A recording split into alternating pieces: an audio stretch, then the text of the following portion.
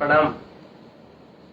सभी का स्वागत है हमारे पर्यावरण विशेषांक इस प्रोग्राम में, जो कि लाइव भी चल रहा है। लोग बैठे हैं हमारे साथ बहुत सारे,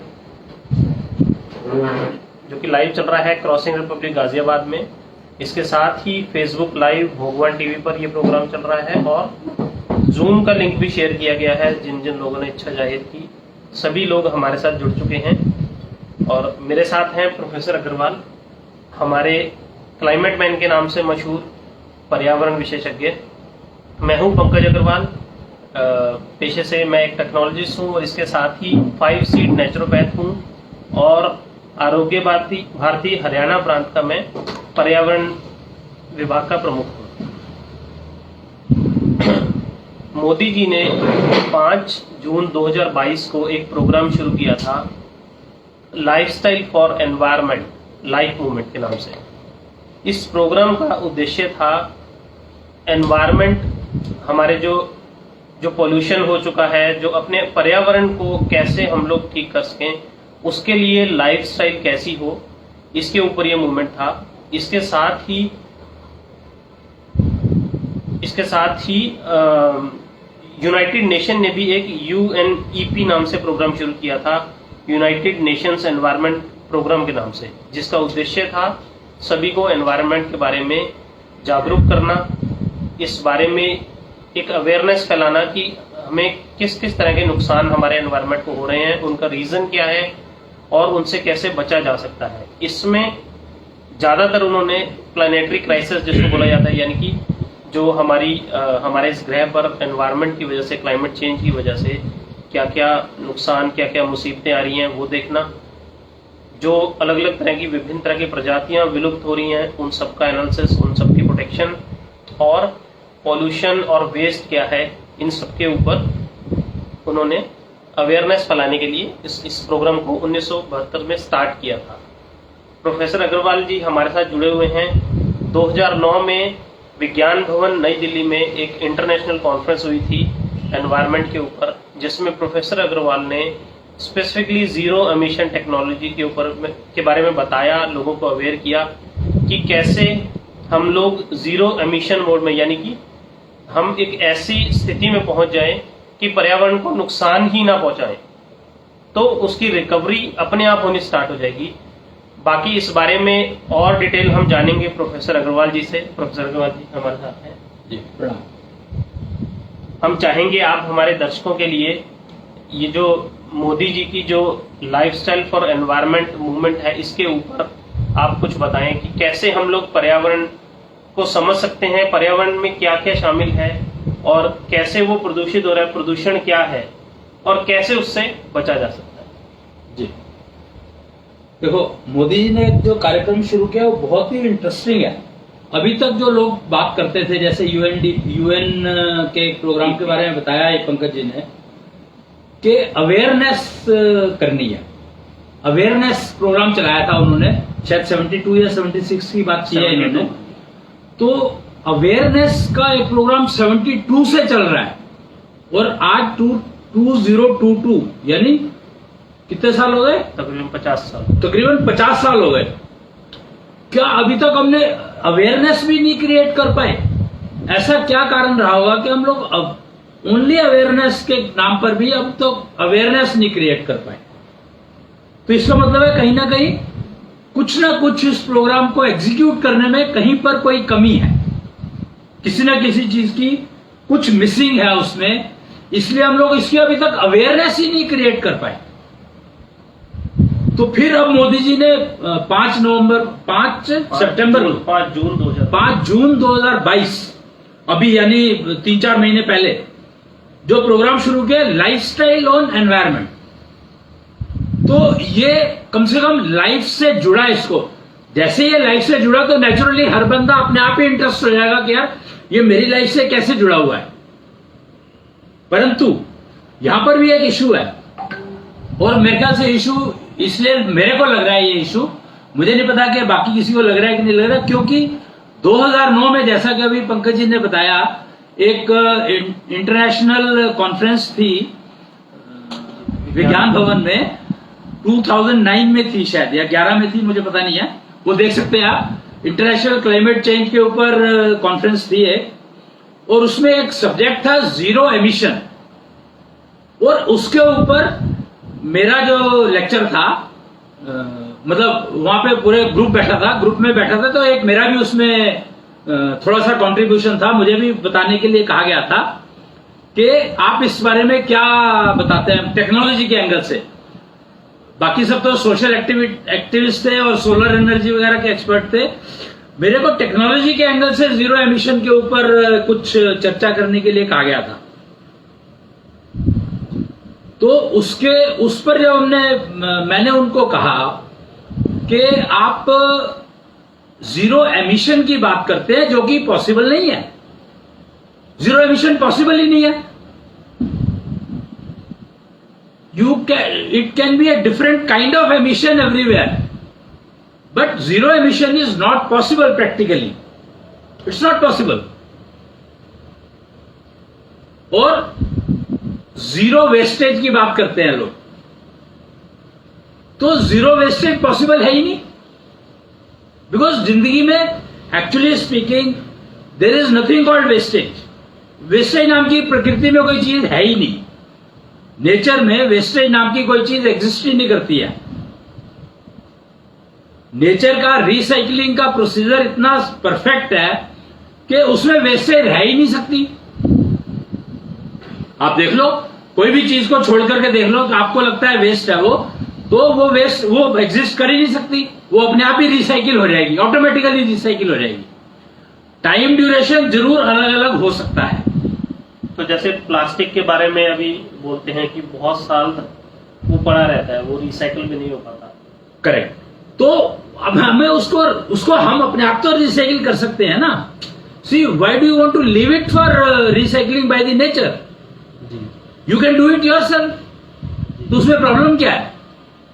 मुझे समझ में आता है कि प्लास्टिक अगर इतना यूज होता है, इतना ज्यादा यूज है उसका, और उसको अगर हम बंद करने की सोच रहे हैं, ठीक है बंद कर दो, पर क्या बंद हो पाएगा?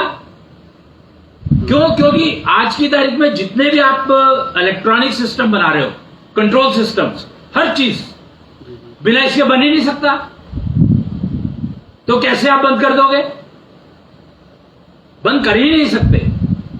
तो इससे बेटर है कि जितना पैसा हम लोग इस बात पे खर्च रहे हैं, प्रेशराइज कर रहे हैं कि बंद करो, उससे बेटर है कि हम लोगों को अवेयर करें, सिखाएं कि इसकी रिसाइकलिंग करो। हालांकि प्लास्टिक में रिसाइकलिंग हो रही है, बहुत हो रही है, लेकिन उसके ऊपर रिसर्च कोई नहीं है।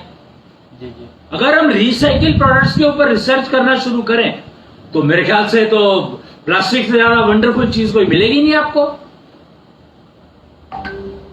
तो क्या प्लास्टिक पूरी तरह से रिसाइकिल हो जाता है? होता ही है, प्लास्टिक पूरी तरह से रिसाइकिल होता है। प्लास्टिक ही एक ऐसी चीज है जो फुल रिसाइकिल मैन्युअली की जा सकती है, मतलब इंसान उसको रिसाइकिल कर सकता है, प्रकृति के ऊपर डिपेंड रहने की जरूरत ही नहीं है। ज्यादातर प्रॉब्लम यह आई है कि हमने बताया ही नहीं है किसी को कि भैया तुम नेचर के ऊपर क्यों छोड़ रहे हो इस रिसाइकलिंग प्रोसेस को। प्लास्टिक के लिए भी, प्लास्टिक क्योंकि मैन मेड है, तो रिसाइकिल भी मैन मेड ही होगा इसका।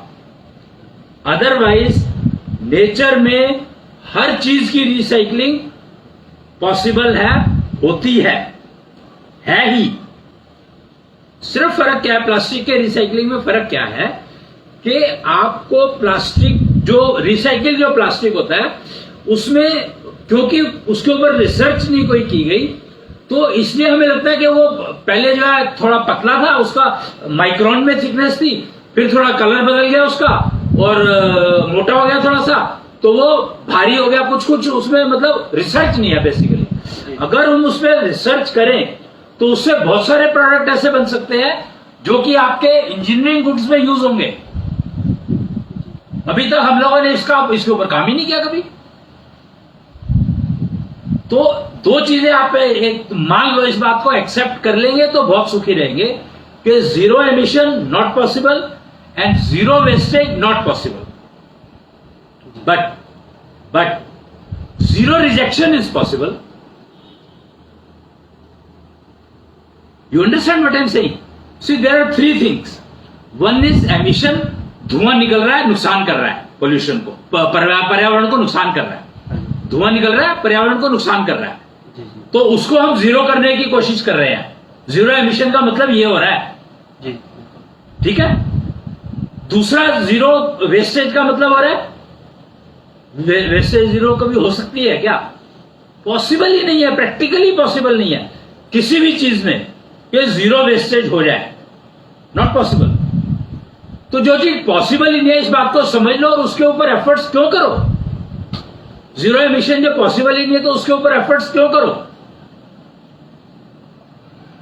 रिजेक्शन, इंपॉर्टेंट क्या है? रिजेक्शन। आप बिलीव करोगे कि हमारा जो एलोपैथी सिस्टम है, मैं यहां पर मेडिसिन सिस्टम की बात करूंगा, एलोपैथी सिस्टम का फंडामेंटल क्या है? फंडामेंटल सिस्टम है कि body has a rejection capability, कि अगर आपने कोई चीज एक्सेस ले लिया तो आपकी बॉडी रिजेक्ट कर देगी उसको। यह फाउंडेशन है एलोपैथी की। पर यहां पर प्रॉब्लम क्या है कि बॉडी जो है उसको वेस्ट में कन्वर्ट करके फेंक देती है बाहर। बॉडी रिजेक्ट नहीं कर रही है। यहां पर आप एक फर्क समझ लो कि रिजेक्शन और वेस्टेज में डिफरेंस समझना सीखो। जो चीजें हमें सीखनी है, जो चीजें समझनी है, उस डायरेक्शन में तो हमारा कोई स्टेप ही नहीं है, एक भी स्टेप नहीं है। तो हमें समझना है और इस मिथ से बाहर निकलो कि वेस्टेज को जीरो करना है, नॉट पॉसिबल। एमिशन को जीरो करना है, नॉट पॉसिबल। आप फॉर्म बदल देते हो। जैसे अभी ई रिक्शा की बात हो रही है, उसमें धुआं नहीं निकलता, और एक तरफ आप प्रदूषण की बात करते हो, कार्बन फुटप्रिंट। आपको पता है इलेक्ट्रिकल व्हीकल से कितना कार्बन निकलता है? क्या आप सोच सकते हो इस बात को? इमेजिन भी नहीं कर सकते। बैटरी से जो गैस, बैटरी से क्यों? जो मोटर चलती है, देखो मोटर कोई भी चीज रोटेट करेगी तो मोटराइज्ड है, और हर मोटर में करंट ट्रांसफर करने के लिए कार्बन इलेक्ट्रोड लगते हैं, तो घिसेंगे वो, तो वो कहां जा रहा है पोल्यूशन? मतलब आप सोचो, हर तीसरे महीने में कार्बन इलेक्ट्रोड बदलने पड़ते हैं मोटरों के, हर 5वें महीने में, हर 6 महीने में, 1 साल में, डिपेंडिंग ऑन कितना यूज है उसका। तो एक तरफ तो आप कार्बन फुटप्रिंट की बात कर रहे हो और दूसरी तरफ आप कार्बन फुटप्रिंट क्रिएट कर रहे हो, फैब्रिकेट कर रहे हो, मतलब प्रोडक्शन कर रहे हो उसकी। तो आप मतलब क्या कर रहे हो? आप एमिशन को जीरो कर दिया, आपने धुएं के एमिशन को जीरो कर दिया, पर ग्लोबल वार्मिंग कम नहीं हुई। क्यों? क्योंकि जब मोटर चल रही है तो ग्लोबल वार्मिंग तो होगी उससे, वो थोड़ी रुक जाएगी। अभी कल परसों की बात है, एक वीडियो में बात कर रहे थे हम लोग, लेटेंट हीट, आइस, स्नोफॉल, जहां बर्फ पड़ी रहती है, साल के 8-8 महीने बर्फ पड़ी रहती है, वो सबसे बड़ा रीजन है ग्लोबल वार्मिंग का। कार्बन फुटप्रिंट का ग्लोबल वार्मिंग से कोई कनेक्शन ही नहीं है। पर वो तो एक नेचुरल रिसोर्स है। करेक्ट। तो अब यहां पर इंपॉर्टेंट क्या हुआ? जैसे अभी एक बहुत इंटरेस्टिंग ये कमेंट है कि ये नेचुरल है कि अब बर्फ गिर रही है तो मैं उसका क्या करूं? जो गिरी पड़ी है और वो मेल्ट नहीं हो रही है क्योंकि सूरज नहीं निकल रहा वहां पर, तो मैं इसका क्या करूं?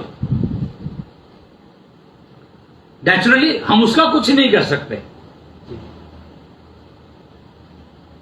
तो यहां पर मैं वो जो जीरो एमिशन में मेरे को जो लेक्चर के लिए बिठाया गया था इंटरनेशनल क्लाइमेट चेंज में, तो वो उसका कारण, मूल कारण ये था कि हम लोग जो है इंटरनल क्लाइमेट पे काम करते हैं।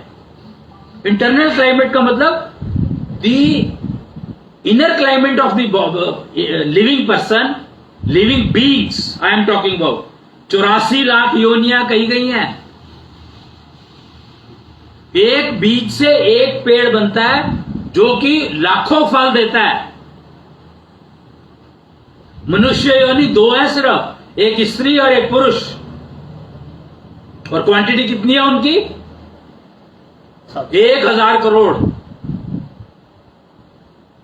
जब मनुष्यों की यह हालत है जो कि हर चीज उनके कंट्रोल में है, तो बाकी योनियों के तो कंट्रोल में कुछ है ही नहीं। एक बार अगर कुत्ता या बिग जो है शी डॉग डिलीवरी करती है तो वो 6 बच्चे एक साथ डिलीवर करती है, और एनिमल्स में तकरीबन सारी जगह पर ऐसे ही है। तो और वो कंट्रोल किया नहीं जा सकता।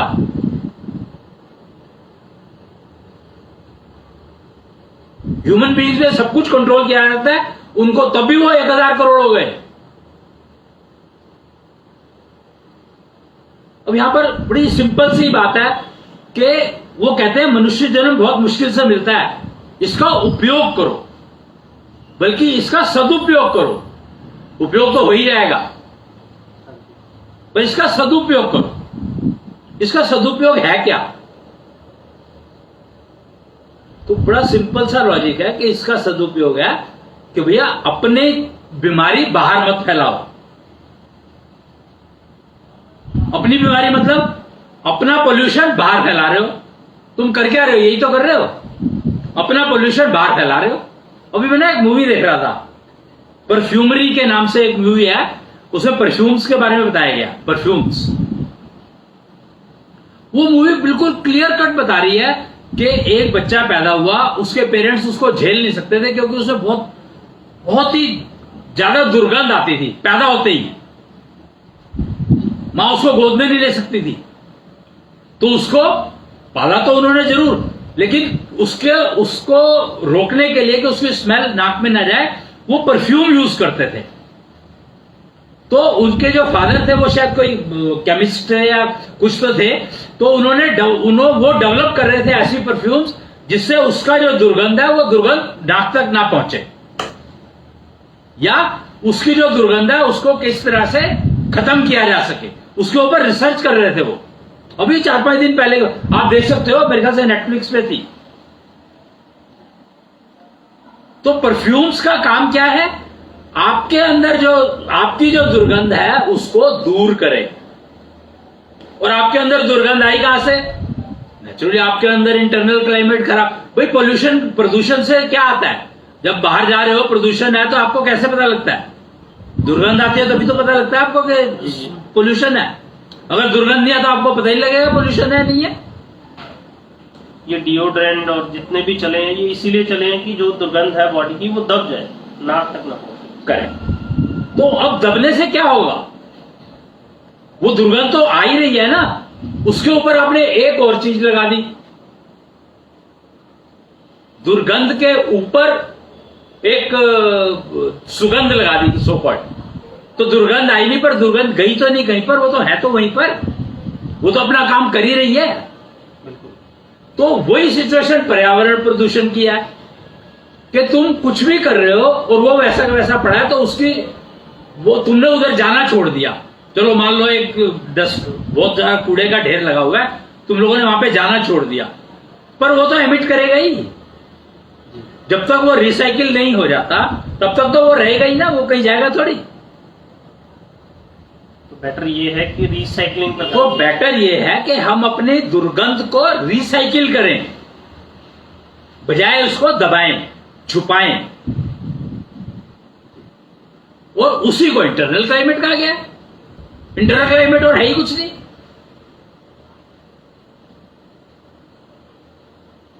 तो आपको ना जीरो एमिशन सोचने की जरूरत है, ना आपको वेस्टेज सोचने की जरूरत है। रिजेक्शन के बारे में समझो। रिजेक्शन क्या है? कि आपने अपनी दुर्गंध को रिसाइकिल अपने आप ही कर दिया। दुर्गंध को रिसाइकिल कर दिया आपने, मॉड्यूलेट नहीं किया। जब आप सेंट डालते हो या परफ्यूम डालते हो तो आप मॉड्यूलेट करते हो उसको, तो वो और बढ़ती है। पहले तुम्हारा अगर 1 ड्रॉप से काम चल जाता तो अब 4 ड्रॉप डालनी पड़ती है। वो धीरे धीरे बढ़ता जाता है।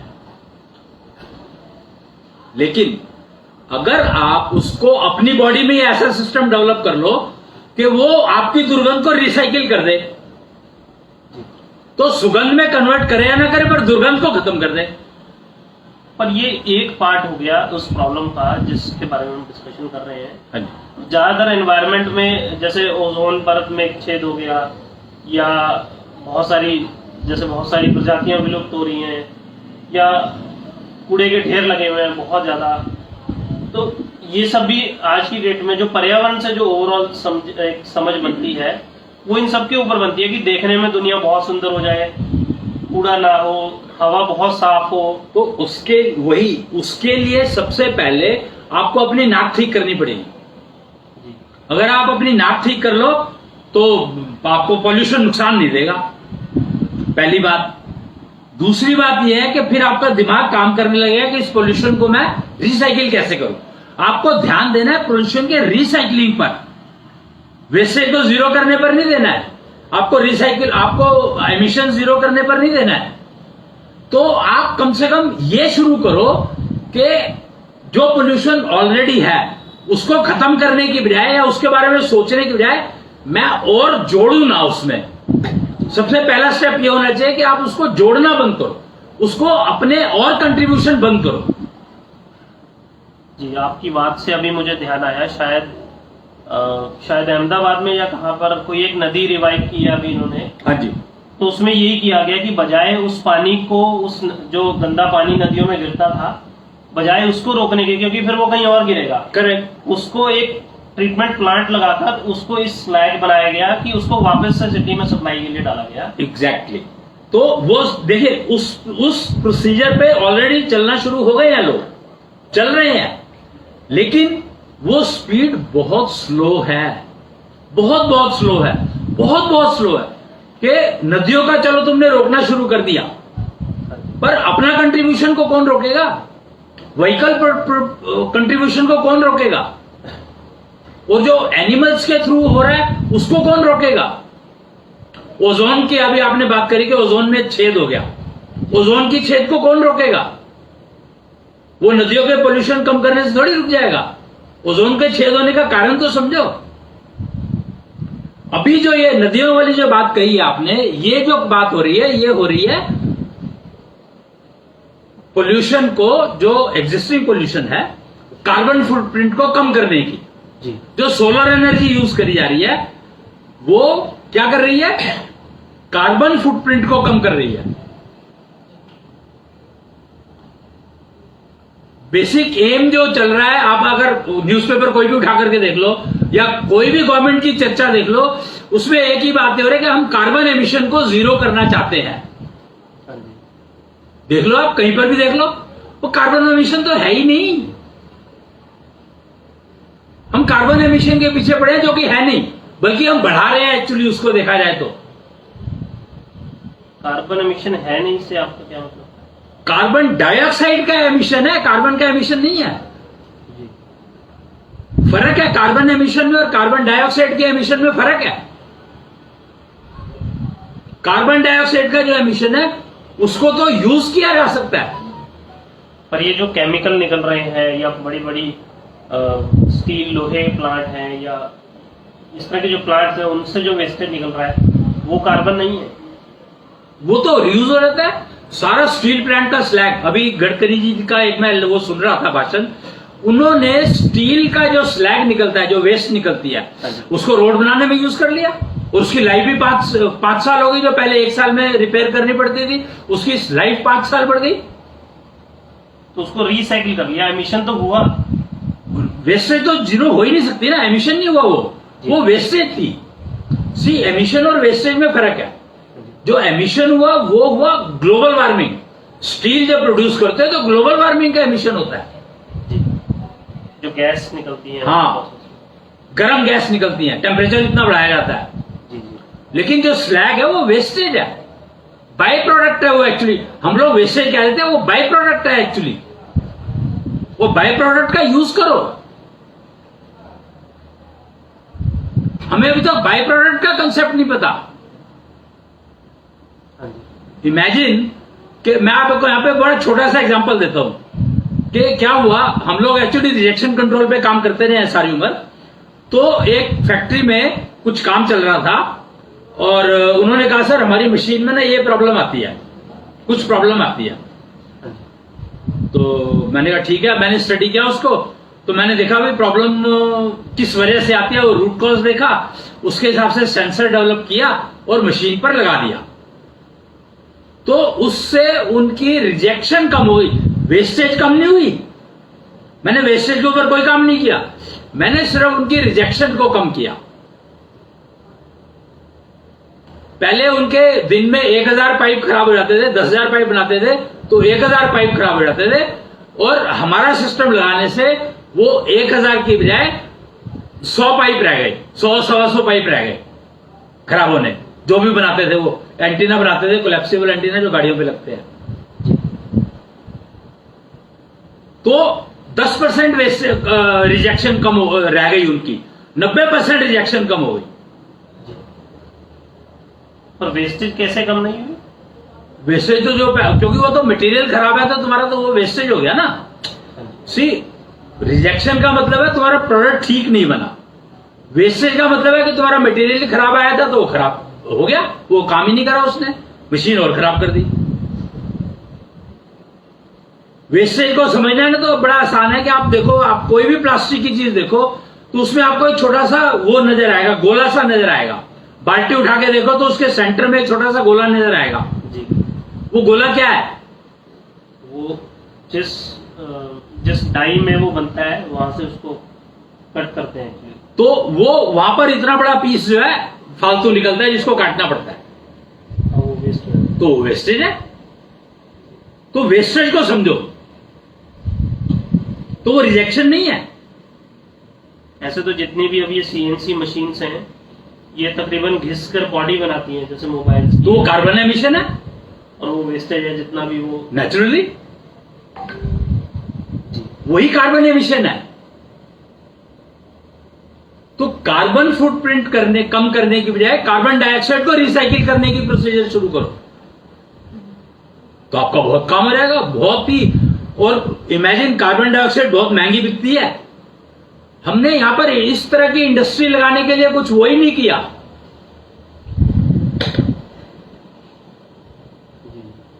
क्यों? क्योंकि हमने कभी इंटरनल क्लाइमेट का सोचा ही नहीं। इंटरनल क्लाइमेट नाम की कोई चीज होती है, इसके बारे में पता ही कुछ नहीं है। तो इंटरनल क्लाइमेट, अब एक और चीज यहां पर मैं बहुत इंपॉर्टेंट बताना चाहूंगा, शायद पहले भी बताई होगी, कि जो हवा है उसका कॉम्पोजिशन देखो क्या है। वो उसके अंदर 21% ऑक्सीजन बताई जाती है और 70% के करीब जो है नाइट्रोजन बताई जाती है। तो नाइट्रोजन इतनी ज्यादा क्यों है भाई? और तुम्हें पता है नाइट्रोजन जो है वो ज्वलनशील होती है।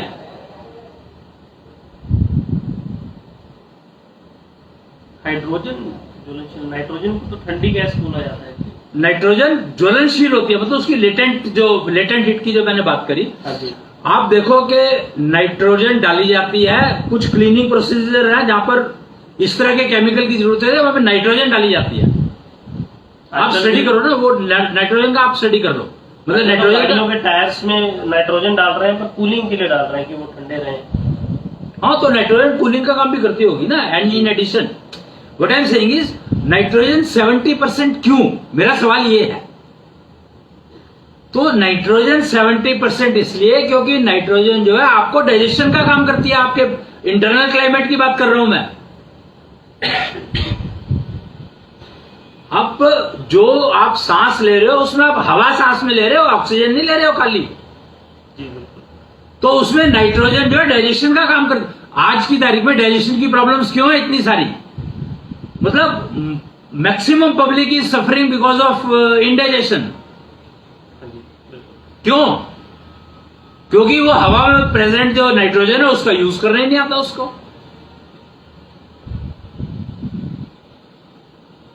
तो वो यूज करना सिखाया जाता है 5 सीड नेचुरोपैथी में, कि जो हवा के अंदर जो नाइट्रोजन है उसका यूज करना सीखो तो आपकी डाइजेशन की प्रॉब्लम खत्म हो जाएगी। गारंटीड है, पक्की बात है। फिर ऑक्सीजन क्या करती है? ऑक्सीजन क्या करती है? ऑक्सीजन करती है जलाने का काम, जलाती नहीं है। मतलब यहां पे बहुत इंपॉर्टेंट जो समझने वाली बात है, और नाइट्रोजन को मैंने ज्वलनशील क्यों कहा, वो ये बात समझने वाली है कि कार्बन को कार्बन डाइऑक्साइड में कैसे बदला जाता है। बिना नाइट्रोजन के कार्बन कार्बन डाइऑक्साइड नहीं बन सकता, बन ही नहीं सकता। आप रख करके देख लो, आप एक उस पे कार्बन रखो और उसके ऊपर ऑक्सीजन का सिलेंडर रख दो और ट्राई करके देखो, आप कुछ भी नहीं होगा, उसको कुछ भी नहीं होगा जब तक आप उस कार्बन को जलाओगे नहीं।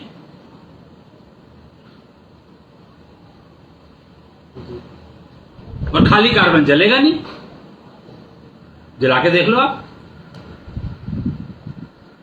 कोई ना कोई चीज चाहिए उसके साथ, तब जलेगा। तो वो है नाइट्रोजन। नाइट्रोजन कार्बन को जलाता है, फिर कार्बन डाइऑक्साइड बनती है, कार्बन डाइऑक्साइड उसको एक्सपीडिएट करती है और फिर वो तुम बाहर फेंकते हो। और उस कार्बन डाइऑक्साइड को अगर आप कंट्रोल कर लो, मैं एमिशन जीरो की बात नहीं कर रहा हूं, मैं वेस्टेज की कहीं बात नहीं कर रहा हूं, कुछ नहीं कह रहा हूं, सिर्फ एक बात कह रहा हूं कि उस कार्बन डाइऑक्साइड को कंट्रोल कर लो आप, क्योंकि ये सिर्फ ह्यूमन बीइंग्स कर सकते हैं, सिर्फ इंसान कर सकता है और कोई नहीं कर सकता। वो गारंटीड है कि अगर इंसान उस कार्बन डाइऑक्साइड को कंट्रोल करना सीख ले और करना शुरू कर दे, तो बाकी जितनी भी योनियां हैं वो चाहे कितना ही कार्बन ये फैला लें, प्रदूषण फैला लें, प्रदूषण होगा नहीं, गारंटी है, पक्की बात है। ओजोन में सुराख होगा नहीं, छेद होगा नहीं, रिकवर हो जाएगा वो तुरंत, आप करके देख लो। हर इंसान को ये काम करना ही पड़ेगा अगर वो पर्यावरण प्रदूषण से अपने को बचाना चाहता है तो, और अपनी कार्बन डाइऑक्साइड कंट्रोल करना ही इंटरनल क्लाइमेट को कंट्रोल करना है। आप इसको लिंक इस तरीके से कर सकते हो कि जितनी ज्यादा बेचैनी है आपके अंदर में, उतनी ही ज्यादा कार्बन डाइऑक्साइड आप फेंक रहे हो बाहर, और जितनी कम करते जाओगे उतनी बेचैनी आपकी खत्म होती चली जाएगी, पक्की बात है, गारंटी। 5 सीड नेचुरोपैथी सिर्फ यही सिखाती है कि आप अपने नेचुरल क्लाइमेट, अपने इंटरनल क्लाइमेट को ठीक करो, और उसमें भी ठीक क्या करना है, आप अपने कार्बन डाइऑक्साइड के जो निकाल रहे हो उसको कंट्रोल करो, कंट्रोल करो। और वो सबका तरीका एक ही नहीं है, यहां पर ये फर्क समझ लो आप। 5 सीड नेचुरोपैथी कहा गया इसको। हर इंसान 5 बीजों से बना है, हर इंसान क्या, सारी योनियां ही 5 बीज से बनी है, सारी योनियां। तो जिसका जो बीज सेंसिटिव है, बात को समझ लो कि उन 5 बीज में से एक बीज सेंसिटिव होता है। 24 मॉलिक्यूल से बनते हैं ये 5 बीज, पांचों बीज अब 24 मॉलिक्यूल से बनते हैं। एक 24 मॉलिक्यूल है, पहला बीज भी 24 मॉलिक्यूल से, दूसरा भी 24 से, तीसरा भी, चौथा भी, पांचवा भी। तो एक बीज सेंसिटिव होता है, हर एक का अपना अपना, और उस बीज में एक मॉलिक्यूल सेंसिटिव होता है अपना अपना, एक सेट ऑफ मॉलिक्यूल सेंसिटिव होता है। तो वो डायग्नोस्टिक, और फिर उसके अकॉर्डिंगली आप अपने कार्बन डाइऑक्साइड को कंट्रोल करो, क्योंकि उसमें आपका भोजन भी आ जाएगा, आपकी एक्सरसाइज आ जाएंगी, आपके बोलने का तरीका आ जाएगा, आपका जो है क्या कहते, काम करने का प्रोफेशन, आपका प्रोफेशन आ जाएगा, कैरियर आ जाएगा, और आपकी बीमारियां आ जाएंगी, रोग आ जाएंगे, सारी चीजें कवर हो जाएंगी। और ये डायग्नोसिस हो कैसे पाएगा? ये नब्ज से, जो नब्ज है आपकी, वो पांचों बीज की 24 के 24 मॉलिक्यूल्स की सारी इंफॉर्मेशन देती है। एस्ट्रोलॉजी एक सब्जेक्ट है, एस्ट्रो ज्ञान। आपने अश्विनी कुमारों का नाम सुना होगा। ब्रह्मा के 4 पुत्र तो थे सनत कुमार, जिन्होंने वेदों का ज्ञान दिया, और 3 पुत्र थे अश्विनी कुमार, जिन्होंने नब्ज ज्ञान दिया। वेद 4 कौन कौन से हैं? ऋग्वेद, सामवेद, अथर्ववेद और यजुर्वेद। और 3 ज्ञान, नफ्स ज्ञान कौन कौन से है? पुरुष का, स्त्री का और गर्भ का। ये 3 तरह के ज्ञान दिए उन्होंने। तो ये जो ऐशो कुमार का ज्ञान है, ऐशो ज्ञान कहा गया इसको, उसका एक सब्जेक्ट है एशोलॉजी, उसका एक सब्जेक्ट है एशोपैथी, और एशोपैथी का एक सब्जेक्ट है 5 सीड नेचुरोपैथी। तो इसके बारे में ज्यादा जानकारी तो आपको इंटरनेट पे मिल जाएगी। मैं तो सिर्फ क्योंकि मैंने नाम सुने हुए हैं, मुझे पता है इन चीजों का, इसलिए मैं बता रहा हूं। तो मूल मुद्दा जो हम पर्यावरण की बात कर रहे थे और प्रदूषण की बात कर रहे थे, तो इंटरनल क्लाइमेट जो कि मेजरेबल है। अच्छा, मतलब worst part, external climate measurable नहीं है, पर इंटरनल क्लाइमेट मेजरेबल है। कार्बन डाइऑक्साइड की आप कैरेक्टरिस्टिक्स, बहुत सारी चीजें हो रहेंगी जो मेजर कर ही नहीं सकते आप। नहीं, आजकल कार्बन फुटप्रिंट मेजरमेंट चल रहा है, हाँ। एक्सचेंज भी चल रहा है उसका। करेक्ट। तो कार्बन का फुटप्रिंट आप मेजर कर सकते हो, पर वो कुछ है ही नहीं, उसका कोई कंट्रीब्यूशन ही नहीं है कहीं पर। जितना ओजोन लेयर में जो छेद हो रहा है वो कार्बन के वजह से नहीं हो रहा है, वो कार्बन डाइऑक्साइड की वजह से हो रहा है, ग्लोबल वार्मिंग की वजह से हो रहा है। और कार्बन ग्लोबल वार्मिंग नहीं करता है, ग्लोबल वार्मिंग तो कार्बन डाइऑक्साइड की वजह से होती है, बर्फ के लेटेंट हीट की वजह से होती है, जो इलेक्ट्रिकल व्हीकल चलते हैं उसकी वजह से होती है। और आप क्या सोचते हो, पेट्रोल के व्हीकल में इलेक्ट्रिकल नहीं होती, इलेक्ट्रिसिटी नहीं होती? हर जगह पे डायनामो और वो लगे हुए, ऑल्टरनेटर हर जगह लगे ही है, उसके बिना काम ही नहीं चलेगा। 2 व्हीलर तक में भी होती है, हर जगह पे, हर चीज में। तो कार्बन एमिशन वहां हो रहा है, वहां कार्बन डाइऑक्साइड एमिट नहीं हो रहा है। जो मूविंग व्हीकल्स जो कार्बन एमिट कर रहे हैं, वो कार्बन एमिट कर रहे हैं, कार्बन डाइऑक्साइड नहीं कर रहे। फर्क है दोनों में। तो आप अपनी कार्बन डाइऑक्साइड, इंटरनल क्लाइमेट का मतलब यही है कि अपनी कार्बन डाइऑक्साइड को कंट्रोल करो। जी। और जो मोदी जी ने जो अभियान चलाया है ना, लाइफस्टाइल, तो वो एग्जैक्टली इसी बात को रिफ्लेक्ट कर रहा है कि लाइफस्टाइल आपका ऐसा होना चाहिए जो आप अपनी कार्बन डाइऑक्साइड को कंट्रोल कर लो। तो आपको अवेयरनेस किस चीज की करनी है? आपको अवेयरनेस करनी है कि अपनी इंटरनल क्लाइमेट से का यूज करके कार्बन डाइऑक्साइड कम से कम जनरेट करो। और इसी को बॉडी पॉल्यूशन कहा गया है। नेचुरली इसी को बॉडी पॉल्यूशन कहा गया। और आप बॉडी पोल्यूशन, आप अपना बॉडी पोल्यूशन जो पब्लिक को कंट्रीब्यूट कर रहे हो उसको मिनिमाइज कर दो, तो पब्लिक में कंट्रीब्यूशन होगा ही नहीं, आएगा ही नहीं पोल्यूशन। जी।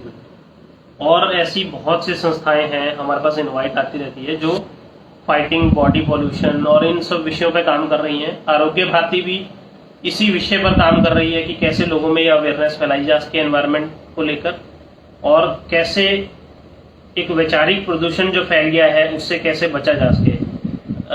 अब हमारे साथ कुछ दर्शक जुड़े हुए हैं, हम चाहेंगे वो भी कुछ क्वेश्चन पूछना चाह रहे हैं, तो हम चाहेंगे एक आधा कोई क्वेश्चन अपने दर्शकों से लेना। हाँ जी, प्रणाम। सबसे पहले आप दोनों को ही मैं प्रणाम करती हूँ। और मैं ये जानना चाहती थी कि कार्बन डाइऑक्साइड जो कि रिस्पॉन्सिबल है सभी तरह के पोल्यूशन के लिए जी। हम आमतौर पे स्कूल्स में, कॉलेजेस में या सोशल ऑर्गेनाइजेशंस पे एनवायरनमेंट पर बात होती है तो पौधारोपण के कार्यक्रम चलाए जाते हैं जी। तो एक साधारण गृहिणी होने के नाते मैं ये जानना चाहती हूँ कि आम लोगों की क्या भूमिका है एनवायरनमेंट के प्रति, हमारी क्या रिस्पॉन्सिबिलिटी या जिम्मेदारी बनती है, हम क्या कर सकते हैं या बच्चे क्या कर सकते हैं, सिर्फ पौधा रोपित कर सकते हैं या कुछ और भी? जी। तो यहाँ पर ना एक बहुत इंपॉर्टेंट बात समझने वाली है। आपको पता है सीमेंट भी कार्बन एमिशन करता है। कार्बन एमिशन की बात कर रहा हूं मैं, कार्बन डाइऑक्साइड की बात नहीं कर रहा हूं। तो सीमेंट भी कार्बन एमिशन करता है। तो एक्चुअली एक जो बहुत इंपॉर्टेंट बात समझने वाली है, अगर आपका कंक्रीट का बहुत सारी बिल्डिंगें बनी हुई है तो वहां पर आपको पेड़ लगाने नहीं चाहिए। अगर आपका कंक्रीट का जंगल बना रखा है आपने, मतलब एक मार्केट बनी हुई है जैसे सारा कंक्रीट की चीजें बनी हुई है, तो वहां पर पेड़ नहीं लगाने चाहिए, घास लगा सकते हो। कोई भी चीज जो 1 मीटर से ज्यादा ऊंची जाती है वो नहीं लगानी चाहिए। और फंडामेंटल रूल ये है, ऐसा किस वजह से? क्योंकि जो पेड़ होते हैं, देखो एक आप पेड़ की टेंडेंसी समझो कि पेड़ जो है कार्बन डाइऑक्साइड एमिट करते हैं, कार्बन एमिट नहीं करते हैं, तो कार्बन फुटप्रिंट में तो उनके कंट्रीब्यूशन आएगा ही नहीं। लेकिन पेड़ कार्बन डाइऑक्साइड तो एमिट कर रहे हैं, तो पोल्यूशन तो बढ़ेगा ही। आपका पोल्यूशन कम कहां हुआ? पेड़ लगाने से आपका कार्बन फुटप्रिंट कम हो गया शायद, पर पोल्यूशन कम नहीं हुआ कहीं पर भी। कैसे हो जाएगा? क्योंकि पेड़ों ने जो कार्बन जो एमिशन सीमेंट वगैरह का जो होता है ना, वो कम होता है। या धरती मिट्टी में भी तो मिट्टी क्या है? मिट्टी भी तो कार्बन का ही एक ग्रुप है। यही मिट्टी जब नीचे दबती चली जाती है तो ये पत्थर में कन्वर्ट हो जाती है, कोयले में कन्वर्ट हो जाती है। जी, इसीलिए कार्बन डेटिंग की जाती है उनको। वो कार्बन डेटिंग का कंसेप्ट ही यही है। तो कार्बन एमिशन और कार्बन फुटप्रिंट की आप बात करते हो तो जो मर्जी करो, आप करते रहो, कोई फर्क नहीं पड़ने वाला। तो उससे पोल्यूशन कम होने वाला नहीं है। पोल्यूशन अगर कम करना है तो हमें कार्बन डाइऑक्साइड के ऊपर काम करना पड़ेगा। और पेड़ जो है वो कार्बन डाइऑक्साइड को देते हैं, और खासकर फल जो है वो तो बहुत ज्यादा, फलों के पेड़ सबसे ज्यादा कार्बन डाइऑक्साइड देते हैं।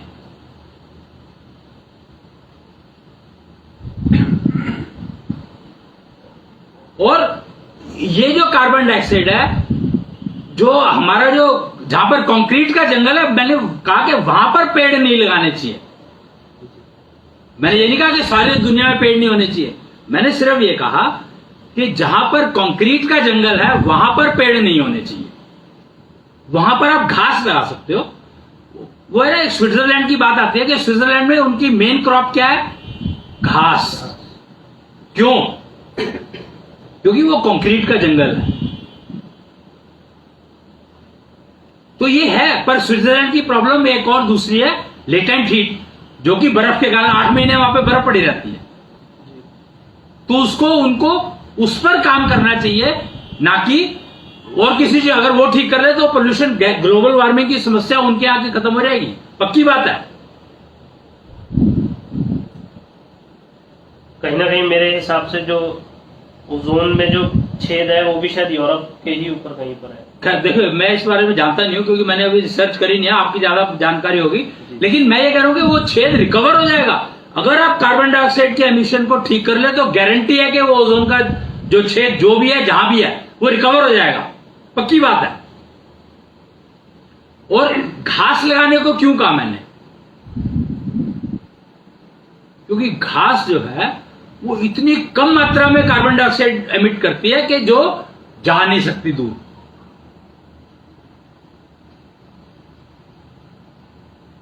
रात के टाइम जो पेड़ पौधे हैं ना, वो रात को कार्बन डाइऑक्साइड एमिट करते हैं और दिन में ऑक्सीजन एमिट करते हैं। तो घास लगाने से आपके जो कंक्रीट का जंगल जो बना हुआ है, जहां पे जो नुकसान हो रहा है, हवा नहीं चल पाती या कुछ नहीं हो पाता, बहुत सारे इश्यूज आते हैं, तो घास की वजह से वो ठीक हो सकते हैं। क्योंकि कंक्रीट का जंगल का मतलब क्या हुआ? एक छोटी सी जगह में बहुत सारी पॉपुलेशन। अगर पहली बात तो पहला रूल तो यह है कि कंक्रीट के जंगल में रहना है तो आपको अपने इंटरनल क्लाइमेट को ठीक करके और कार्बन डाइऑक्साइड का कंट्रीब्यूशन कम करना ही पड़ेगा। और दूसरा, घास लगाओ तो जो कार्बन डाइऑक्साइड निकल रही है उसको घास कन्वर्ट करके आपको ऑक्सीजन में दे देगी। और रात में आप होते ही नहीं हो ऑफिस में, कंक्रीट के जंगल में रात को थोड़ी होते हैं, आप रात को तो अपने घर चले जाते हो। तो वो जो थोड़ा बहुत कार्बन डाइऑक्साइड एमिट करेगा भी तो वो नुकसान नहीं करेगा।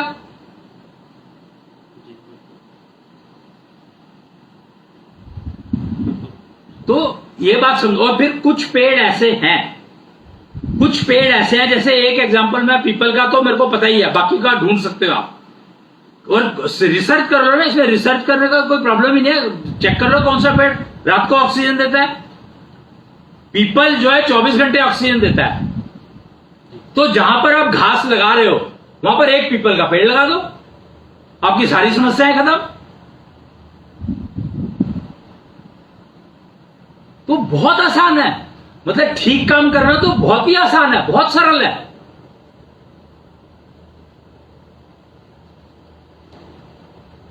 और इंटरनल क्लाइमेट मेजरेबल है।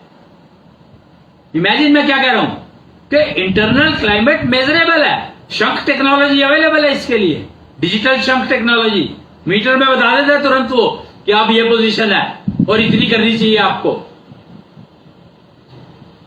तो वो अपनी पोजीशन को ठीक करते चले जाओ, कार्बन डाइऑक्साइड का एमिशन अपने आप कम हो जाएगा, तो समस्याएं अपने आप खत्म हो जाएंगी। जी और कोई क्वेश्चन?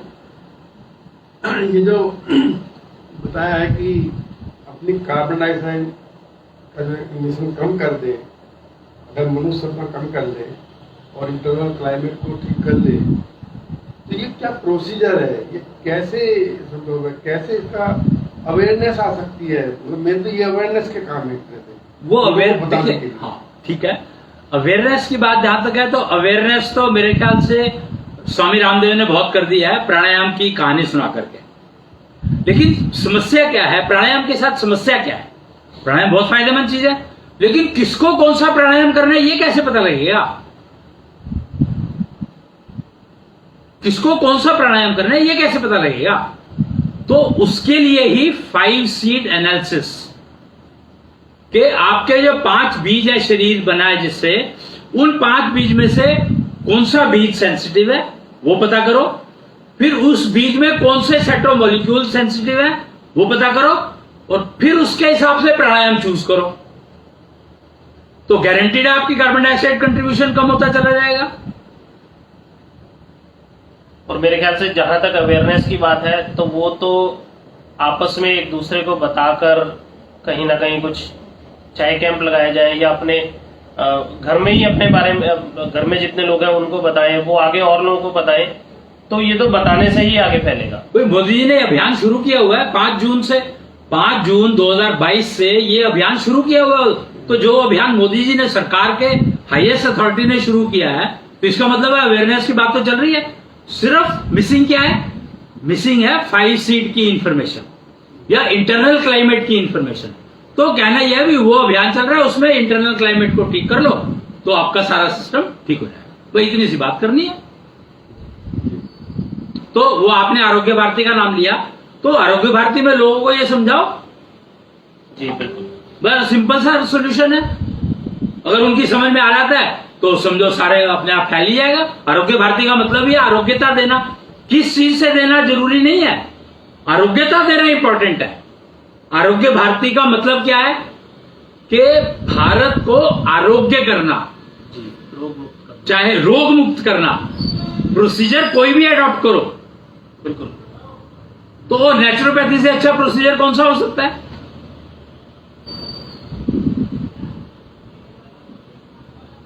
जी बिल्कुल जी। तो ये वीडियो सुन करके हाँ जी। कोई भी जन, कोई आदमी ये इच्छा जाहिर करता है 5 सीड एनालिसिस से मैं अपना इंटरनल क्लाइमेट ठीक करूं और अपनी जो कार्बन डाइऑक्साइड मैं एमिट कर रहा हूं उसको कंट्रोल करूं, तो उसके लिए वो क्या वो करता, मतलब एक तो इंटरनेट माध्यम है, वहां से उसको बहुत सारी इंफॉर्मेशन मिल जाएंगी, लेकिन वो अगर चाहे प्रैक्टिकल रूप से तो उसके लिए वो किसको कॉन्टेक्ट करे? नेचुरोपैथी, 5 सीड नेचुरोपैथी के क्लिनिक लगे हुए हैं। हाँ, किसी भी क्लिनिक में चला जाए, पता कर ले, बात कर ले, 5 सीड नेचुरोपैथी के क्लिनिक लगे हुए हैं। वो उसकी इंफॉर्मेशन मिल जाएगी इंटरनेट पर? 100% इंटरनेट से मिल जाएगी। कौन सा आपके एरिया में क्लिनिक है या आपके आसपास कितनी पास क्लिनिक है, वहां बात कर लो। 5 सीड नेचुरोपैथी, और हो सकता है कि नेचुरोपैथी के सारे लोग जानते हो इस बात को, वो मुझे नहीं पता, तो 5 सीड नेचुरोपैथी डेफिनेटली जानते मेरे हैं। ख्याल से और भी कई संस्थाएं हैं जो इस विषय पर काम कर रही हैं। एंड एक संस्था है, मैंने उनका भी 1-2 प्रोग्राम उनके मैंने अटेंड किए हैं जी। वो भी 5 सीड पर और इस विषय पर कैसे अपने इंटरनल क्लाइमेट को जाना जा सकता है और इम्प्रूव किया जा सकता है। उसके एंड ऊपर- मैंने भी सुना है, एंड का मतलब एसोसिएशन ऑफ नेचुरोपैथी डेवलपर्स। जी तो नेचुरोपैथी के लोगों की ही एसोसिएशन है जो उसमें और फर्दर डेवलपमेंट करते हैं, इसलिए उनको 5 सीड नेचुरोपैथी का पता है। जी। तो मेरे ख्याल से आज के लिए हमने काफी इंफॉर्मेशन प्रोफेसर अग्रवाल जी से ली इस बारे में, और खुद को कैसे मोदी जी के इस बहुप्रतिष्ठित अभियान यानी कि लाइफस्टाइल फॉर एनवायरनमेंट के साथ जोड़ा जा सकता है, इस बारे में अपना इंटरनल क्लाइमेट लेवल क्या है, कैसे उसको मेजर किया जा सकता है, पता किया जा सकता है, और कैसे अपना कार्बन डाइऑक्साइड का फुटप्रिंट जो है वो कम किया जा सकता है, ताकि हम लोग एनवायरनमेंट को ठीक करने में योगदान दे सकें। इस इतनी उपयोगी इंफॉर्मेशन के लिए प्रोफेसर अग्रवाल जी का बहुत बहुत शुक्रिया, और सभी दर्शकों का धन्यवाद जो हमारे साथ जुड़े, जिन्होंने इस प्रोग्राम को देखा। और इसके साथ ही कल एक और प्रोग्राम क्रॉसिंग रिपब्लिक में ही 11:30 पर यानी कि सुबह 11:30 पर ऑर्गेनाइज किया गया है, जिसमें थोड़ा और इस विषय में आगे चर्चा होगी और कैसे अपने आप को इस अभियान के साथ जोड़ा जा सके उसके बारे में भी चर्चा होगी। कल का प्रोग्राम का नाम बेटी बचाओ जी, बेटी बचाओ बेटी पढ़ाओ। तो कल के प्रोग्राम का जो टाइटल रहेगा वो रहेगा बेटी बचाओ बेटी पढ़ाओ, और कैसे बेटियों को संभाला जा सकता है वो सब उस प्रोग्राम में इंक्लूड किया जाएगा। पर्यावरण से बचाया जा सकता जी, ये भगवान टीवी पे आएगा ये? हाँ जी, फेसबुक पेज है भगवान टीवी, उस पर लाइव आएगा। बाकी हमारे नंबर हमने पहले ही शेयर किए हुए हैं, जो प्रोग्राम से रिलेटेड जो भी लीफलेट्स वगैरह गए हैं। किसी को जुड़ना है, कोई क्वेश्चन पूछना, पहले से पूछना चाहे कुछ व्यूअर्स तो भेज सकता है। फेसबुक लाइव पर जुड़ना चाहते हैं, क्या उन्हें परमिशन दी जा सकती है? फेसबुक पे लाइव, हाँ जुड़ सकते हैं। जी जी, अपने सवाल भी कमेंट बॉक्स में डाल सकते हैं।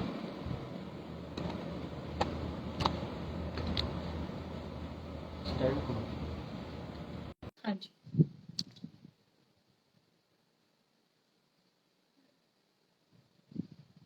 गोवर्धन आयुर्वेदा नाम से एक फेसबुक आईडी है जो कि परमिशन मांग रहे थे इस प्रोग्राम में ऐड होने की। हम कोशिश कर रहे हैं कि वे हमारे साथ जुड़ पाए। हालांकि मुझे लग रहा है कि वो शायद नेट की प्रॉब्लम की वजह से जुड़ नहीं पा रहे हैं। कोई टेक्निकल प्रॉब्लम आ रही है, हम लोग कोशिश करेंगे उनके सवाल लेकर कमेंट बॉक्स में उनके सवाल लेकर उनके आंसर देने की। कल दे देंगे उनके आंसर। कल के प्रोग्राम में हम इस पे थोड़ा आज के जो सवाल है वो कल के प्रोग्राम में हम इंक्लूड करेंगे। तब तक के लिए धन्यवाद।